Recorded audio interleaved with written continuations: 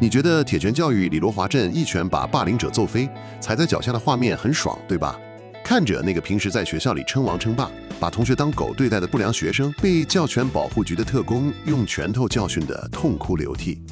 你是不是在熒幕前差點叫出聲來？但老頭子今天第一句就要兜頭澆你一桶冷水，你越覺得爽，說明你對這個社會的無力感越深。這種爽快感其實是我們這代人最悲哀的集體心理補償。在我們開始拆解這記鐵拳背後的代價前，如果你也討厭那些只會叫你大愛包容的空洞雞湯，想聽聽中年大叔用幾十年生活經驗磨出來的實話，記得按下訂閱，打開小鈴鐺。老頭 Z 這裡沒有高高在上的心靈導師，只有一個活了半輩子說話有點直的觀測員。說真的，現代生活大家過得太憋屈了，我們不需要談什麼驚天動地的大謀殺案，光是日常生活中那些大大小小的憋屈就足夠把一個老实人逼瘋。你每天早上規規矩矩排隊等公車，就是有人要大摇大擺的插隊；你開車在路上規規矩矩保持安全距離，就是有馬路三寶不打方向燈直接硬切，差點害你出車禍。你按個喇叭，對方還拉下車窗對你比中指。你回到家想好好休息，樓上的鄰居卻像是在辦運動會一樣，腳步聲、拖桌子聲，折磨你到半夜。你打電話報警，警察來了也只能無奈地說這屬於民事勸導，他們沒有執法權。這些小小的、細微的、看似微不足道的不公，每天都在磨損我們的神經。我們發現，遵守規則的人好像总是吃虧，而那些鑽漏洞、不要臉、破壞秩序的人卻活得逍遙自在，完全不用付出任何代價。更別提那些更嚴重的社會新聞了。今天哪個富二代開着超跑酒駕撞死人，最後請了王牌律師團，利用各種訴訟程序拖延，最後判個幾年，甚至緩刑就沒事了。明天哪個校園霸凌的加害者把被害者折磨到差點跳樓，卻因為是未成年人，受到少年事件處理法的庇護，在鏡頭前嬉皮笑臉，連個像樣的道歉都沒有。我們這些遵紀守法的普通人看着這些畫面，心裡那股火能不燒起來嗎？這時候 Netflix 捧出了這部《鐵拳教育》，主角羅華鎮定者政府官方的背景，拿着特許的武力執照，直接走進學校，用最直接的物理力量对那些破壞規則的壞胚子施加肉體痛苦。當那一拳重重砸在霸凌者的臉上，看見鮮血噴出來的瞬間，我們的大腦就像是經歷了長達數年的乾旱，突然迎來了一場狂風暴雨。那一刻，你長久以來積壓的憤怒、無力、委屈，全都隨着這一拳釋放了出來。但是，你有錢人有權勢，我們普通人就活該受氣。這正是為什麼劇中要設定一個教權保護局這種怪物機關。在劇中的設定裡，因為政府實施了零體罰政策，導致學校裡的老師根本不敢管學生，稍微講兩句就被家長告上法院。結果就是校園暴力猖獗，恐龍家長予取予求，整個學校成了法外之地。這種劇情的設定其實是一面極端的鏡子，照出了我們每個人對體制失能的深層恐懼。我們害怕規則最終變成了壞人的保護傘，害怕善良的人只能在角落裡默默擦眼淚。所以，當劇中有人能用體制外的暴力強制恢復秩序時，我們本能地為他歡呼，覺得他才是真正的英雄。可是，這真的解決問題了嗎？還是這只是一場專門給我們這些憋屈普通人準備的短暫的情緒毒品？你可能會開始懷疑自己，看見那些暴力的畫面，心裡居然會產生快感。我是不是本質上是個殘忍的人？我是不是生病了？老頭 Z 告訴你，別瞎想了，你正常得很。因為我們的大腦在演化的漫長過程中，就已經被刻上了渴望以牙還牙的代碼。這不是大叔隨口胡謅的，這是神經科學與演化生物學早就證實的生理真相。在這裡，大叔想跟大家分享一個非常著名的心理學與靈長類實驗，叫做卷尾猴的公平實驗。這是由著名的靈長類學家弗蘭斯·德瓦爾在1990年代末設計的。他把兩隻卷尾猴放在相鄰的籠子裡，他們可以看見彼此的動作。實驗的規則很簡單，只要猴子把籠子裡的一塊小石頭交給研究人員，研究人員就會給他一片小黃瓜作為獎勵。一開始，兩隻猴子都對小黃瓜非常滿意，他們高高興興地交出石頭，啃着小黃瓜，相安無事。但是接着，研究人員開始故意制造不公平。當左邊的猴子交出石頭時，研究人員給了他一顆甜美多汁的葡萄；而當右邊的猴子同樣交出石頭時，研究人員卻依然只給他一片乾瘪的小黃瓜。那只拿到小黃瓜的猴子在親眼目睹隔壁同伴拿到葡萄後，當他接過自己的小黃瓜時，他的反應非常劇烈。他沒有吃那片小黃瓜，而是瞪大眼睛看着研究人員，接着憤怒地把小黃瓜狠狠摔在研究人員的臉上，並開始瘋狂地搖晃籠子，甚至用爪子拍打地面，表達極度的憤怒。這個實驗告訴我們一件事兒：對不公平的憤怒，甚至是對付出相同代價卻得到不同待遇的拒絕，並不是人類文明發明出來的道德規範，而是哺乳動物在演化早期就已經深植於大腦皮質中的本能。回到人類身上，這種本能在神經科學中也有着清晰的對應。而2004年，瑞士蘇黎世大學的德奎爾教授做過一個實驗，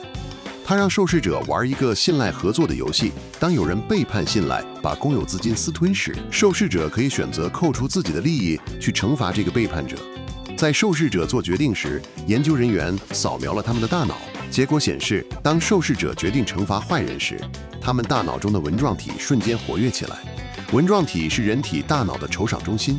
每當你吃到美味的牛肉麵、拿到年終獎金，或者跟喜歡的人接吻時，紋狀體都會瘋狂分泌多巴胺，讓你感到無比的快樂與滿足。這項研究揭示了人性的秘密：人類看見惡人受到應有的懲罰時，會產生生理上的愉悅感。這是一種利他懲罰的本能。在遠古時代的原始部落裡，如果有人只索取不付出，甚至傷害同伴，而群體不對他進行懲罰，那麼這個群體用不了多久就會崩潰。為了讓群體能夠合作生存下去，大腦演化出了這套多巴胺機制，用快樂來獎勵我們去實施懲罰。所以，當你看到鐵拳教育裡的羅華鎮把霸凌者打得滿地找牙時，你大腦裡的紋狀體正在瘋狂噴灑多巴胺。這是一場生理層面的狂歡，你的大腦在告訴你，幹得好，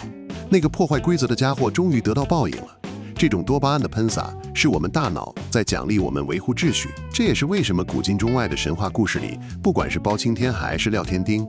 只要是懲奸除惡的角色，永遠都是票房保證。因為大眾需要這種生理上的多巴胺高潮來安慰自己在現實生活中被不公拉扯的神經。但是，當我們把這種原始的本能的利他懲罰直接套用在結構極其複雜的現代社會時，我們就必須面對硬幣的另一面。既然人類大腦這麼渴望以牙還牙，那為什麼我們現代社會還要大費周章地建立法院，規定警察抓到人不能直接打，非要走那一套冗長到讓人想打瞌睡的司法程序？因為我们的祖先在無數次流血的悲劇中，終於明白了一個無比殘酷的道理：個人的正義感是這個世界上最不靠譜、最容易失控的東西。這就涉及到了法哲學上兩個著名的思想流派的衝突。一個是德國哲學家康德所代表的應報正義流派。康德認為，懲罰的本質就是回報，一個人犯了什麼罪，就必須承受同等程度的痛苦，這是一種道德上的絕對命令。殺人者必須死，傷人者必須受傷，只有這樣，正義的天平才能恢復平衡。這種觀點完美契合了我們普通人的直覺與法感情。另一個則是邊沁所代表的功利主義或預防主義流派。他們認為，懲罰的目的不是為了復仇，而是為了防止未來的犯罪以及感化、教育罪犯，讓他們重新融入社會。現代司法制度在很大程度上是這兩種思想妥協後的產物，但這種妥協卻成了民眾痛苦的根源。現代法律最常被大家詬病的就是一個字：慢。一個案子從發生到判決、起訴、開庭、一審、二審，拖個2-3年是家常便飯。中間還要講究什麼程序正義、無罪推定、排除非法證據。在我們普通人眼裡，這不是在保護壞人嗎？人都已經抓到了，監視器也拍得清清楚楚，直接送進監獄，甚至拉去槍斃不就好了？為什麼要浪費那麼多社會資源給他請律師辯護？老頭 Z 想請你冷靜下來想想，司法的慢其實是一道保護所有人的防火牆。法律的初衷從來就不是追求效率，而是為了追求準確。因為自由和生命一旦被剝奪，是永遠無法復原的。如果為了快，我們容許跳過程序，那麼在效率提升的背後，將是無數無辜者被冤枉的鮮血。可是，這種理性的慢，跟我們大腦本能渴望的及時反饋，產生了巨大的不可調和的矛盾。我們可以用現實中的真實事件來看看這種斷裂。2020年，韓國歷史上最臭名昭著的性侵犯趙斗淳出獄，他當年的罪行極其殘忍，對一個年僅8歲的女童造成了終身無法治癒的生理與心理重創。然而，由於當時法律的漏洞以及法官採信了他因為醉酒導致的神神叨叨，判定其處於心神喪失狀態，最終僅判處了他12年有期徒刑。在趙斗淳出獄的那一天，成百上千的韓國民眾圍堵在監獄門口和 His 住處周圍，憤怒的群眾對着運送他的座車瘋狂打砸，甚至有年輕人試圖翻牆闖入他的家中，誓言要對他實施私刑。為什麼會這樣？因為在民眾看來，法律給予趙斗淳的懲罰跟他的罪行完全不對等。司法體制在印報正義上的失能，逼得普通人不得不走到街頭，用打砸車輛的暴力行為去修補那台失衡的正義天平。在普通人眼裡，法律不再是保護正義的盾牌，反而變成了權貴與惡人的遊戲規則。當加害者利用法律漏洞脫罪，而受害者卻只能在法庭外哭乾眼淚時，民眾的法感情就徹底斷裂了。這時候，那只砸向惡人的鐵拳，在體制失效的陰影下被賦予了神聖的光芒。大眾拜的不是暴力本身，而是對善惡有報這條古老定律的最後一絲信仰。我們希望世界上真的有因果，如果神明不灵驗，如果法律睡着了，那羅華鎮的鐵拳就是我們唯一的救贖。但是藝術畢竟是藝術，現實可沒有導演幫你安排劇本。我們回過頭來看看《鐵拳教育》這部作品在現實世界中引發的風波。這部作品改編自韓國非常熱門的網絡漫畫《擊拳教師》，在網絡上，它確實讓無數讀者看得熱血沸騰，但在現實的輿論場上，它卻引發了極其激烈的爭議，甚至在北美市場被永久下架。這到底是怎麼回事？在漫畫連載的第125話中，作者想要探討一個關於多元文化與校園霸凌的議題。劇情描述一個韓非混血的學生在學校裡欺凌韓國本土的學生，並在對話中使用了極具種族侮辱性的黑人歧視詞彙。這個章節一發表，立刻在國際讀者中引發了毀滅性的反彈。大家憤怒地指責這部作品在傳遞種族偏見與歧視。這還沒完，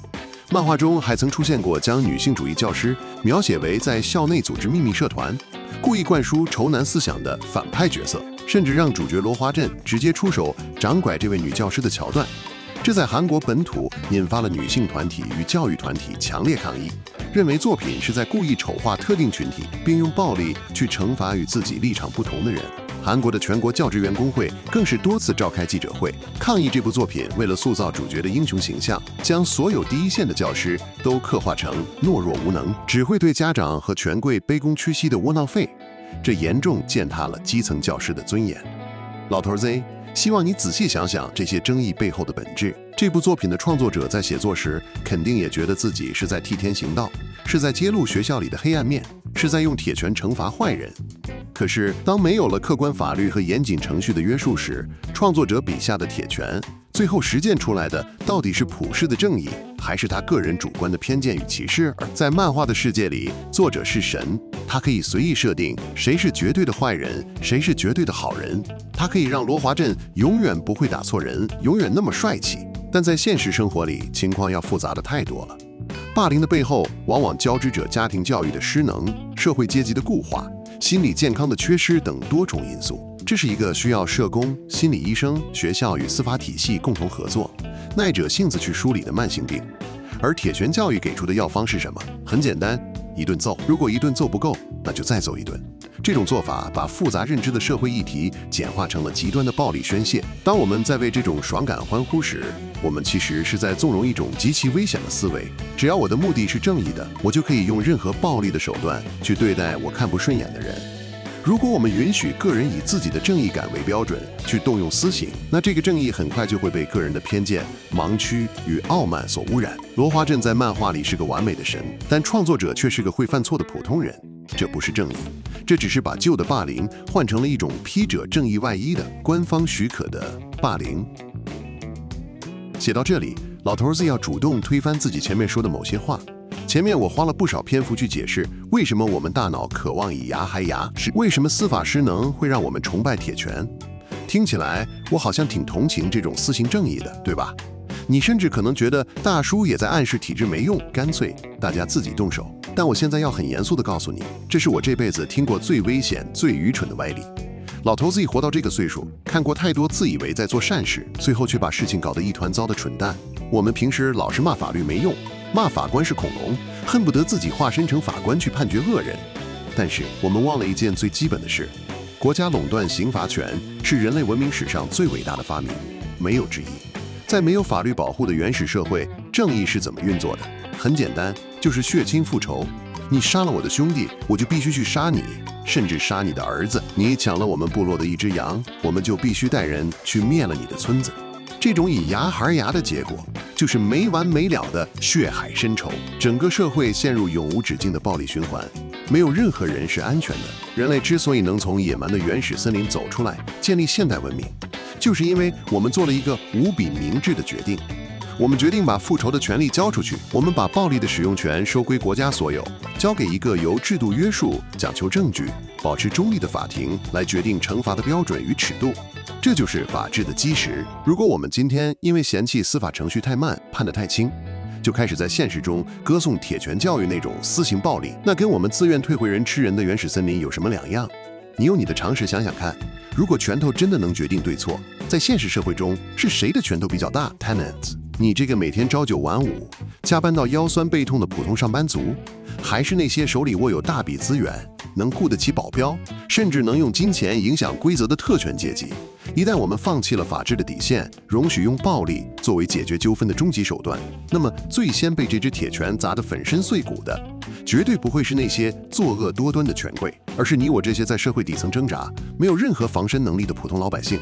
在劇中，羅華鎮是個代表正義的化身，他只打壞人。但現實中，如果真的出現了這種不受法律約束、只聽命於上級指令的教權保護局，你怎麼保證他不會變成統治者用來清除異己的工具？你怎麼保證，當你因為對政策提出反對意見時，敲開你家大门的不會是那只曾經讓你歡呼的鐵拳？私刑正義就像是一杯摻了蜜糖的毒藥，喝下去的第一口很甜，很解渴。但它要付出的代價是我們整個社會花費數百年時間，用無數生命才建立起來的法治秩序。這杯藥我們喝不起。老頭 Z 活了半輩子，最明白這個道理。就拿台灣歷史上大名鼎鼎的廖添丁來說吧，在民間傳說，說書人的口中，廖添丁是一個飛檐走壁、劫富濟貧、抗日救民的民族英雄。但在真實的歷史檔案和日治時期的刑事記錄裡，廖添丁的面貌其實要複雜、灰暗得多。他確實多次偷盜富戶，但他搶來的財物大多用於自己的揮霍與逃亡，並沒有什麼大規模發放給平民的記錄。我們必須明白一件事：暴力的韁繩一旦鬆開，最先失控的就是暴力的尺度，而最終受害的往往是那些夾在中間、無權無勢的普通人。廖添丁的悲劇就證明了這點。說了這麼多，老頭 Z 不是要你當一個面對不公只能吞下去的懦夫，更不是要你做一個对社會冷漠的旁觀者。現實中的教育現場確實存在着許多漏洞，霸凌依然在我們看不見的角落發生，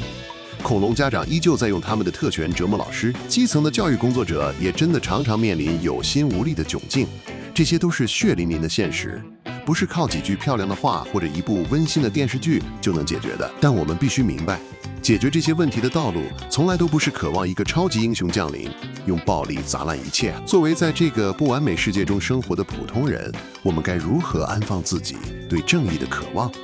老頭 Z 在這裡給出3點建議。第一，停止在網絡上參與任何形式的輿論私刑。現代社群媒體高度發達，一旦有爭議事件發生，肉搜、網暴、群體圍攻就鋪天蓋地而來。很多人覺得自己是在維護正義，但這本質上就是網絡版的鐵拳教育。在事實尚未明朗之前，盲目跟風只會制造更多的冤案與傷害。